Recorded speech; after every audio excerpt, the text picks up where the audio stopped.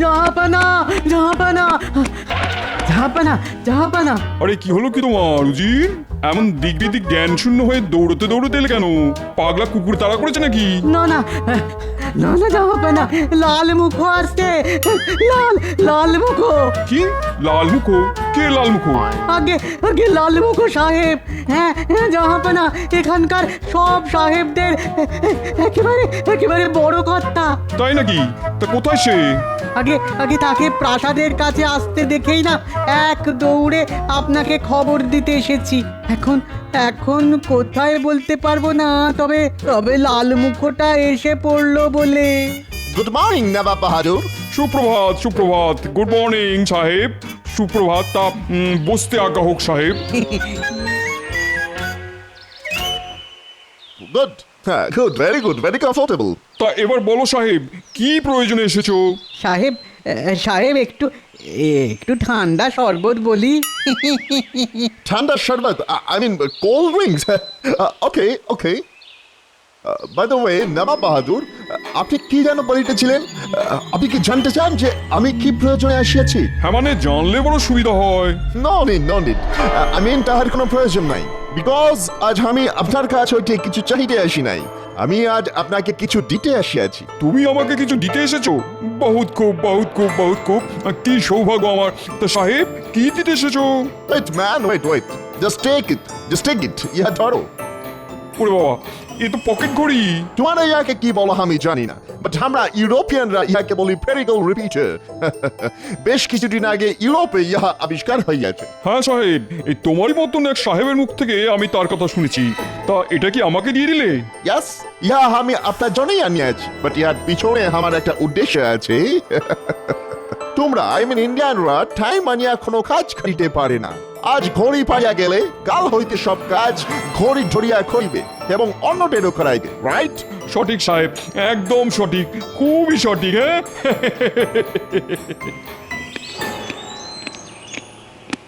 চট করে এই ঠান্ডা শরবতটা খেয়ে নাও সাহেব।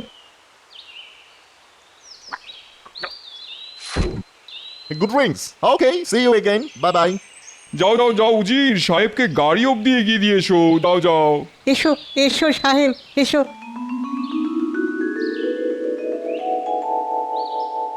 ওহ, দেখেছো দেখেছো, আজও সেই এক দেরি। কার কথা বলছেন মহারাজ?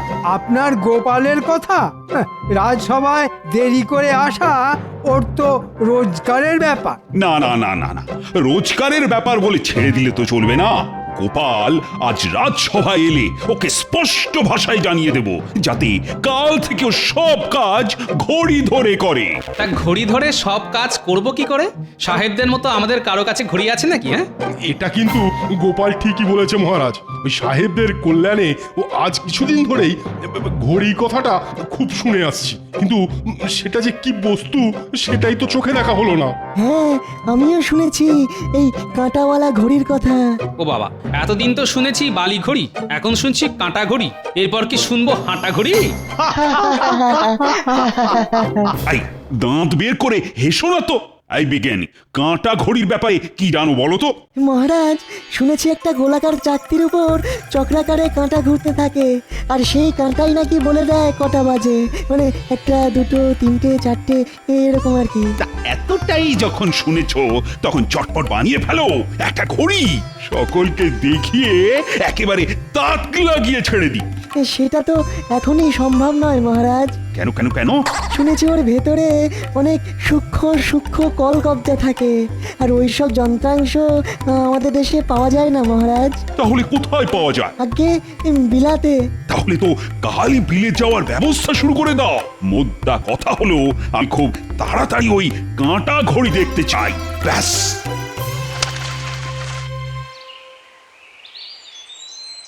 তা বিজ্ঞানী কালকেই চললে? হ্যাঁ গোপাল, কালকেই আমার যাত্রা শুরু। জানি না কবে ফিরবো।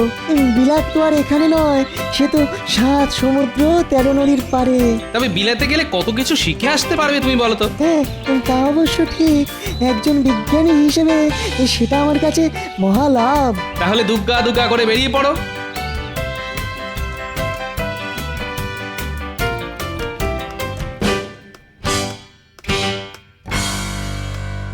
আহা, কি অদ্ভুত এই যন্ত্র! কানের কাছে ধরলেই এর পেটের ভেতর থেকে টিকটিক টিকটিক করে শব্দ শোনা যায়, আর চোখের সামনে মেললেই টুকটুক টুকটুক করে সময়কে কেমন এগিয়ে যেতে দেখা যায়। দেখো দেখো দেখো দেখো উজির, দেখো। সত্যি জাহাপানা, কি আশ্চর্য রকমের সুন্দর না? হ্যাঁ জাহাপানা, আমি তো আবার ইংরেজি সংখ্যা পড়তে পারি না, তা ঘড়ি দেখে বলে দেবেন এখন কটা বাজে? এখন বাজে একের পিঠে এক, মানে 11টা। ও বাবা, এবার তো আমার দুপুরে খাবার সময় হয়ে গেল। বুঝলে উজির, ঘড়িটা হাতে পাওয়ার পর থেকে না আমার আবার কেমন ওই ঠিক 12টার সময় ভাত খাওয়ার অভ্যেস হয়ে গেছে। সে তো খুব ভালো কথা হুজুর, বয়স হচ্ছে কি না, এখন তো ঘড়ি ধরে খাওয়ারই বয়স। জাহাপানা, কিছু কি ভাবছেন? ভাবছি তো বটেই, একটা খুব ভয়ঙ্কর রকম দুষ্টুমির কথা ভাবছি। তাই নাকি? হ্যাঁ, বাবা বাবা বাবা, খুব ভালো ভাবনা। তা বলুন জাহাপানা, ভয়ঙ্কর রকমের দুষ্টুমি করে আপনি কার ধর থেকে মুন্ডুটা আলাদা করতে চান? ধর থেকে মুন্ডু আলাদা না করলেও এমন একটা কাণ্ড করব যাতে করে আমার দুই প্রজা, কৃষ্ণচন্দ্র আর খাম্বাজ রাজ, চোখে সর্ষে ফুল দেখে। তা এই বান্দাকে আপনার ওই ভয়ঙ্কর রকমের দুষ্টুমির কথাটা বলা যায় কি? হ্যাঁ, কেন বলা যাবে না, কেন বলা যাবে না। ভাবছি ওদের দুজনকে মুর্শিদাবাদে ডেকে পাঠাবো, আর তারপর কি উজির, ভয়ঙ্কর রকমের দুষ্টুমির কথাটা কেমন হয়েছে বলো? কি বলবো খোদাবন্দ, যাকে বলে দারুণ হয়েছে, খাসা হয়েছে। কৃষ্ণচন্দ্র আর খাম্বাজ রাজ রথে করে আসবে, আর খোঁড়াতে খোঁড়াতে নিজের রাজ্যে ফিরে যাবে। রাজ্যে তো ফিরে যাবে, কিন্তু তারপর তো ওই রাজ্যটাকেই খোয়াতে হবে। দারুণ দারুণ হবে, দারুণ। কিন্তু কিন্তু খোদাবন্দ। কি হলো? কিন্তু বলে থেমে গেলে কেন? না, মানে বলছিলাম কি, কৃষ্ণনগর আর খাম্বাজেই দুটো রাজ্য আপনার হাতের মুঠোয় চলে এলে একটা রাজ্য যদি আমায় দিয়ে দেন জাহাপানা, মানে আমার রাজা হওয়ার স্বাদ যে অনেক দিনের। রাজা হতে চাও? হ্যাঁ জাহাপানা, দিনের পর দিন উজির হয়ে থাকতে কার আর ভালো লাগে বলুন? ঠিক আছে ঠিক আছে, তাই হবে তাই হবে, তুমি হবে কৃষ্ণনগরীর রাজা। উরে সাবাস, রাজা! আহা কি মজা, রাজা! রাজা! হাসি থামিয়ে দুই রাজ্যে পত্র পাঠানোর ব্যবস্থা করো এক্ষুনি।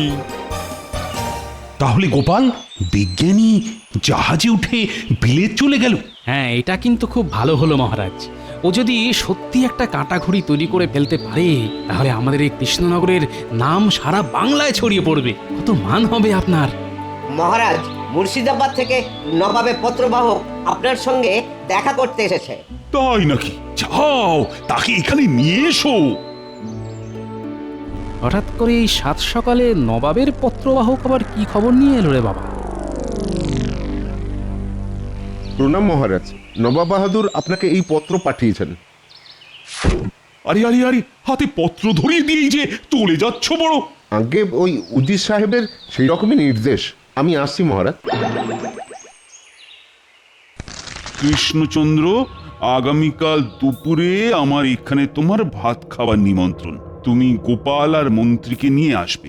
খাম্বাজরাজকেও আসতে বলেছি। খেতে খেতে কাজের কথা হবে। চিঠিটা কেমন যেন কাঠখোট্টা মার্কা। চিঠির আগা নেই, লেজা নেই, শুধু খেতে যাবার কথা। আচ্ছা মহারাজ, আমাকে আর মন্ত্রী মশাইকেও তো যেতে বলেছে, কিন্তু আমাদের যাবার কথা তো চিঠিতে নেই। কি জানি বাবা, গিয়ে আবার খেতে পাবো তো? হ্যাঁ হ্যাঁ, পাবে পাবে। তবে আমি ভাবছি অন্য কথা। কি কথা মহারাজ? নবাব লিখেছেন খেতে খেতে কাজের কথা হবে। তো সেটাই বুঝতে পারছি না, কি এমন কাজ নবাবে? গিয়ে তো দেখি। তবে দুপুরের ভাত খাবার নিমন্ত্রণ রক্ষা করতে হলে তো ভোর ভোরই বেরিয়ে পড়তে হবে। হ্যাঁ হ্যাঁ, সে তো পড়তে হবেই।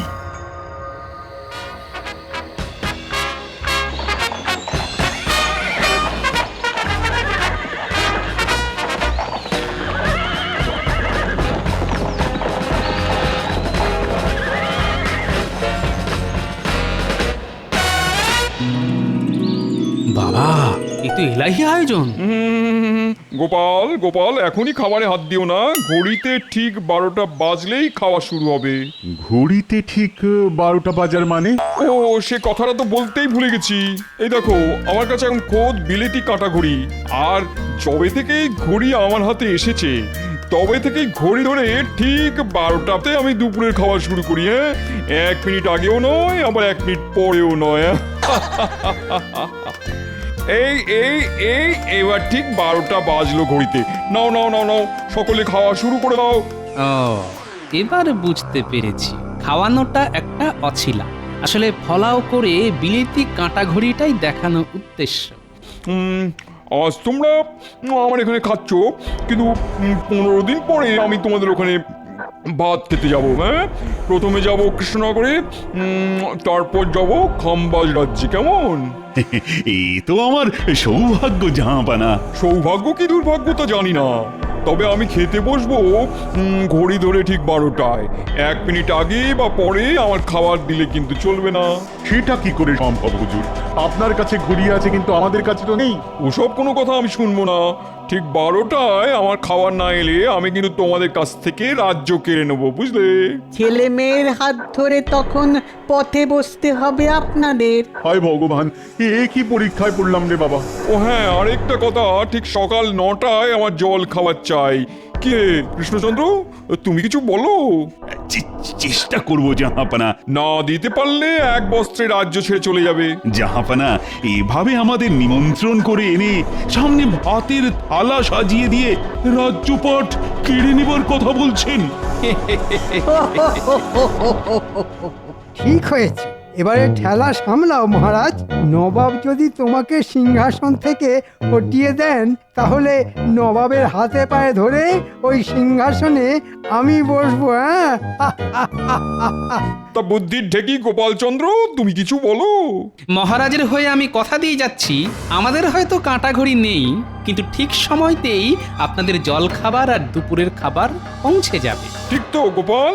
গোপাল কখনো বাজে কথা বলে না হুজুর, সে যা বলে ভেবেচিন্তেই বলে। বটে, আমার সঙ্গে টক্কর দিতে চাইছো তো? ঠিক আছে, দেখা যাবে। সে তো সময়কালে দেখা যাবেই হুজুর। টক্করে আমরা হারলে আপনি আমাদের রাজ্য কেড়ে নেবেন, কিন্তু জিতলে কি হবে? 3 বছরের খাজনা মুকুব আর 300 বিঘা ধান জমি পাবে। নবাবের জয় হোক। নিন মহারাজ, এখন তাহলে প্রাণ ভরে খাওয়া যাক।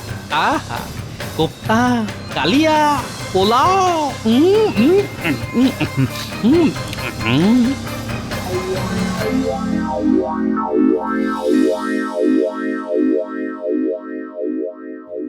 বুঝলে রানী, না এবার বুঝি আর শেষ রক্ষা করা গেল না।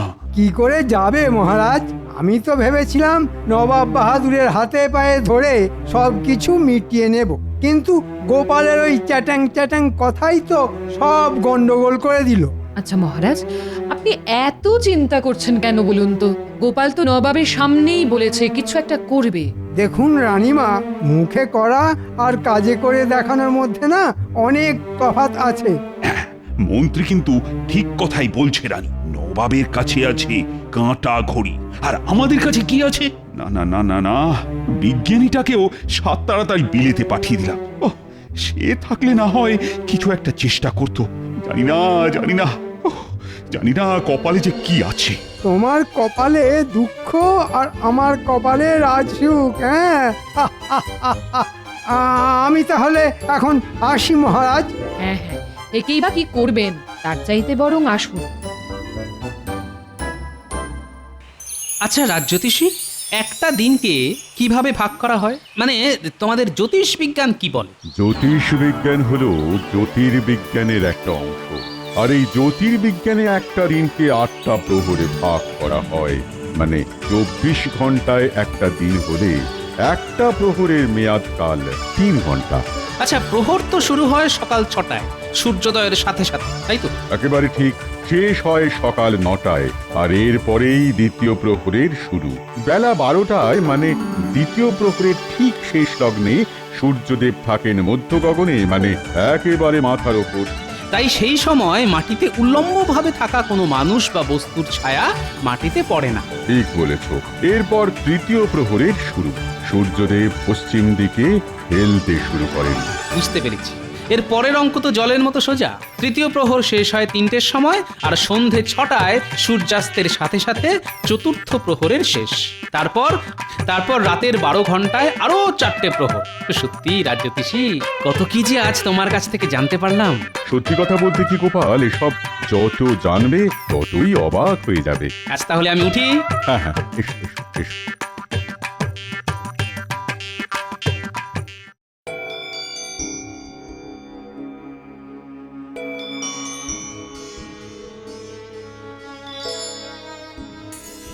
শুনুন, অযথা চিন্তা করে শরীর খারাপ করবেন না।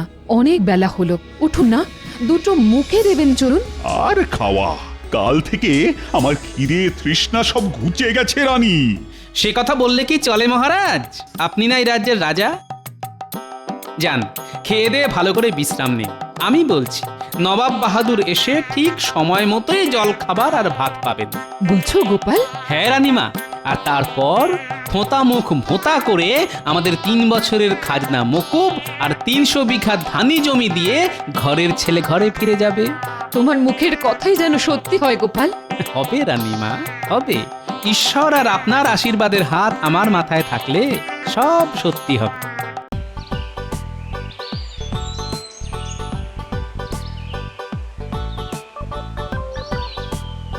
সবে সূর্য উঠল, মানে প্রথম প্রহরের শুরু। তার মানে এখন সকাল 6টা। কঞ্চির ছায়া যেখানে শেষ হচ্ছে সেখানে একটা দাগ দিয়ে রাখি। এরপর থেকে এই দাগটায় সূর্যের ছায়া এসে পড়লে বুঝতে হবে সকাল 6টা বাজে।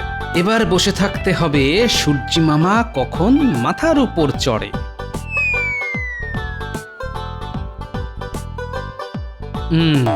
এখন দুপ্রহর, মানে দ্বীপ্রহর। সূর্য মাথার ঠিক উপরে থাকার জন্যে মাটিতে কঞ্চির কোনো ছায়া পড়ছে না। বাহ বাহ বাহ, কি মজা! এই মাপটা তাহলে গিয়ে দাঁড়ালো 6টা থেকে 12টার মাপ। আর এই মাপটাকে অর্ধেক করলেই পেয়ে যাব সকাল 9টা।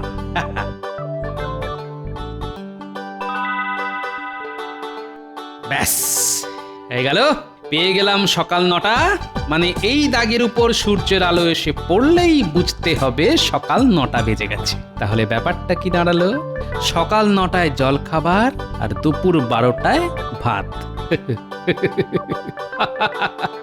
আমার দুহাত তুলে নাচতে ইচ্ছে করছে।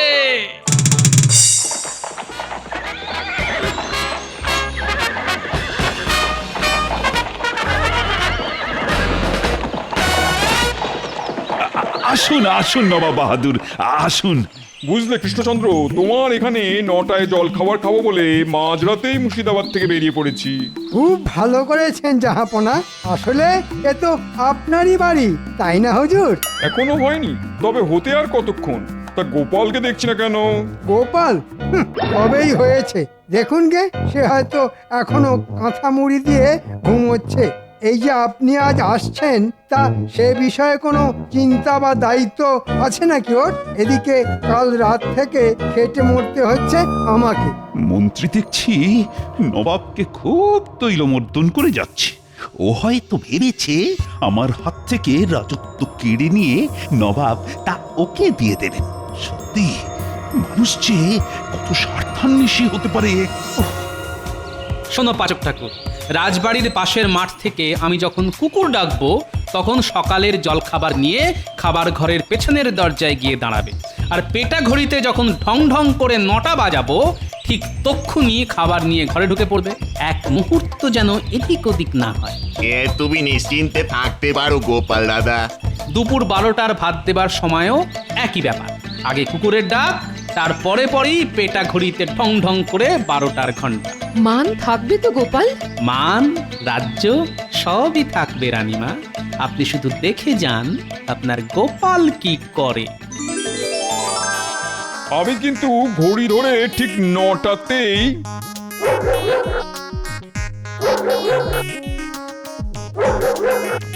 নটা আসতে আর ঠিক 2 মিনিট বাকি।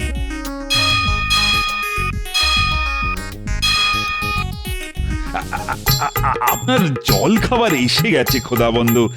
আপনার ঘড়ি কি বলে, 9টা তো? क्या ताज्जुब की बात, ঘড়ি ধরে 9টায় একটুকু এদিক ওদিক নয়, এটা কি করে সম্ভব হলো? কৃষ্ণচন্দ্র, তোমার কাছে কি কাঁটা ঘড়ি আছে? আমাদের কাছে কোনো কাটা ঘড়ি নেই জাহাপনা, তবে ডাটা ঘড়ি আছে, আর তাই দিয়ে এই সময় মেপে আপনার জল খাবার আনা হয়েছে। আমি নিজের চোখে দেখবো সেই ডাঁটা ঘড়ি। সে না হয় দেখবেন, আগে খেয়ে নিন। ও খাওয়া পরে হলে হবে, আমি এখনই দেখতে চাই সেই চমৎকার জিনিস। আসুন তাহলে।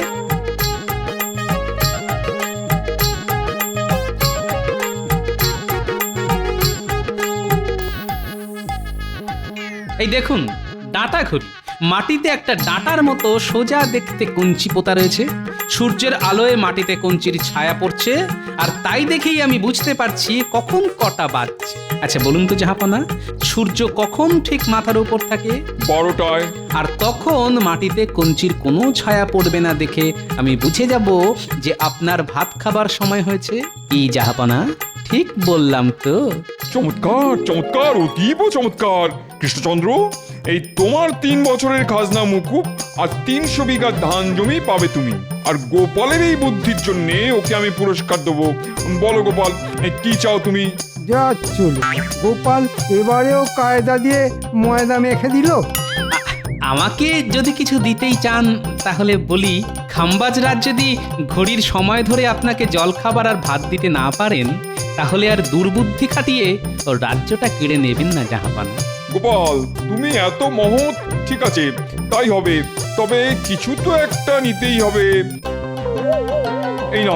এই নাও আমার মতির হার।